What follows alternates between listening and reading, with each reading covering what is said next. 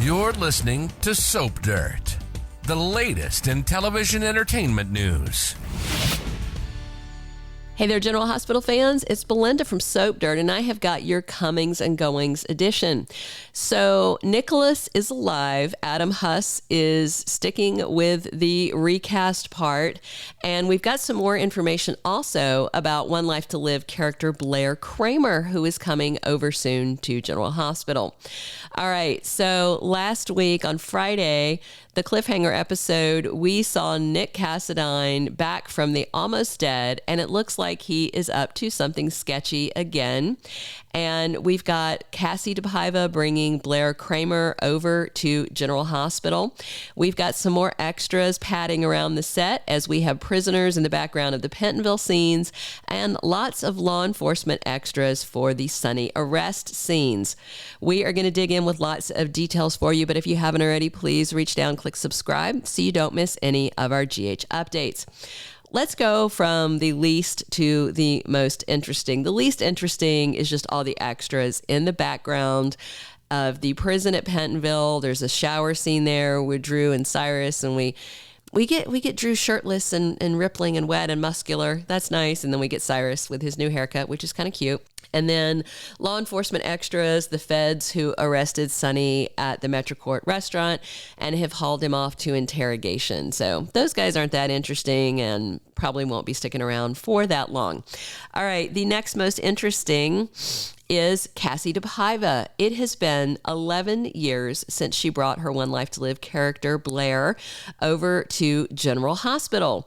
Back then, she was Todd Manning's, well, she still is Todd Manning's ex-wife, of course. Todd Manning was introduced to GH, and then there was a lawsuit with Prospect Park, so they pulled him away. They resurrected the character of Franco, last played by James Franco, and they had Roger Howarth step into that role. Then they killed off Franco, and now he is Austin. So there is no Todd Manning, so she's definitely not back for him. All right, so for this Blair Cramer crossover, and somebody on Twitter was saying you can't really call it a crossover when the show's been off the air for that long. And okay, but General Hospital calls it a crossover, so we're going to keep calling it a crossover. It's more of a resurrection, but we're going to call it a crossover.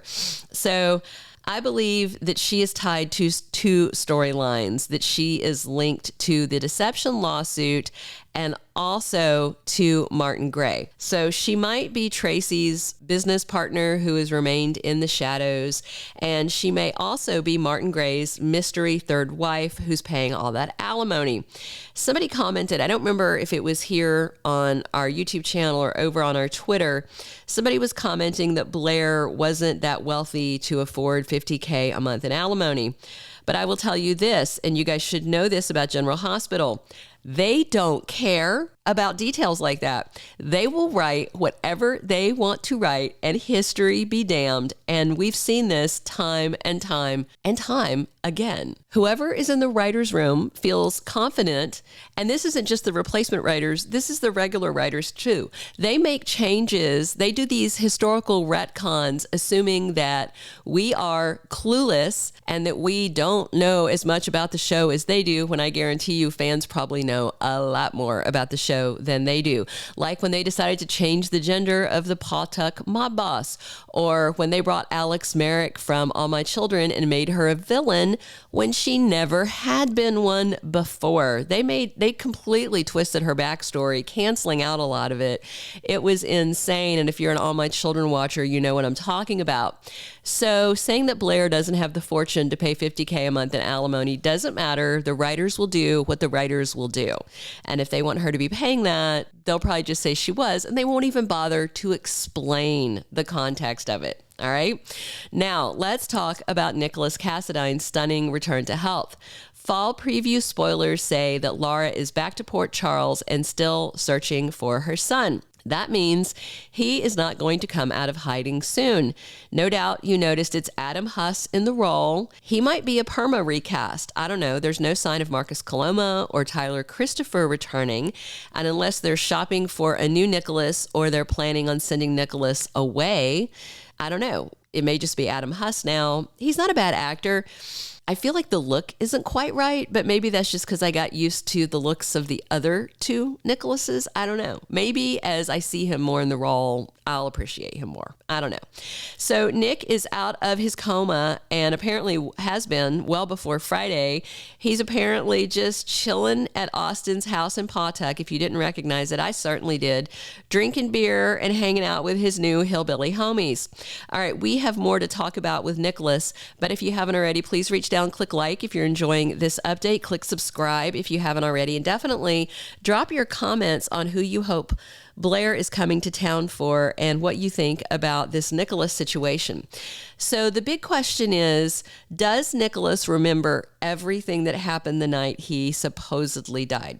Does he remember that Ava tried to kill him? Maybe he's got revenge on his mind, but if Austin told Nikolas that Sonny knows he threatened Avery, Nikolas may have a few more reasons to hide, including facing criminal charges for holding Esme Prince hostage in the tower room, or also just a stark and understandable fear that Sonny Corinthos will come for him for threatening Avery.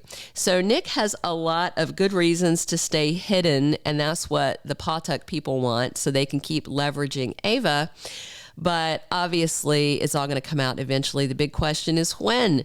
Is this going to be in fall, or are they going to drag it all the way out to November sweeps? Wait and see. Hey, this is Belinda from Soap Dirt. Thank you guys so much for listening and sending your kind thoughts and prayers while I was dealing with my strep throat. I think I sound a lot better today, and I appreciate you guys listening in, even when I sounded so gravelly and hoarse. Thanks for listening.